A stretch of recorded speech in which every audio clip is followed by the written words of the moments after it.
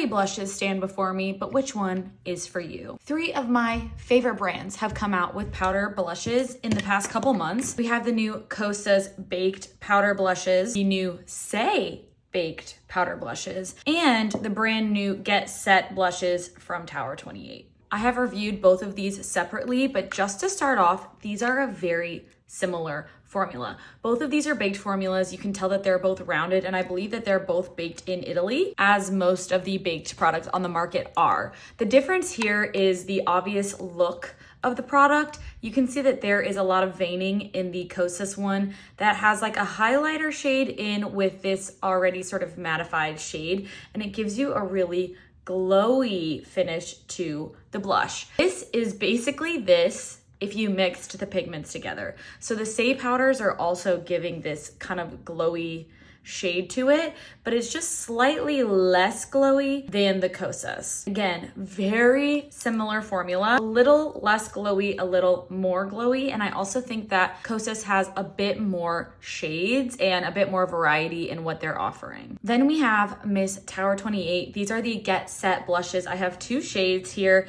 This is in Sawtell Slushy, and this is in Long Beach Iced Tea. I had a 3rd shade, but it broke on its way here. I'm gonna try the Long Beach Iced Tea because I kind of have a neutral look going on, and I'm gonna take a fluffier brush. I'm pretty sure these are just a regular powder blush. I will say they have quite a bit of kick up. It's got some kick up on her, and that's not necessarily bad. That's just something to keep in mind because it lends itself to how much you're putting on and what that pigment is going to look like once it sets down. Oh, I really like this shade. It's a very nice neutral, peachy, sort of everyday nude shade. I think that the packaging makes it look a little bit more peach/orange than it actually is. If you just take a look at the pan itself, it's giving like kind of the boring blush trend, which works really well on my skin tone. Also, these are blending really easily. I am not a huge powder person in general, so it's hard pressed for me to find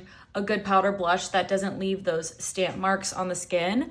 And this one looks really blended. Bottom line, if you want a matte blush, obviously go for the Tower 28. It really blends beautifully, and I like the shades they picked a lot. If you want a glowy/medium satin shade, go for the Saie. However, there's not that many shade options. If you want something that's on the glowier side, doesn't kick up, blends really well, and has a few more shade options, go for the Kosas. Honestly, all 3 are really good. It just depends what you're looking for.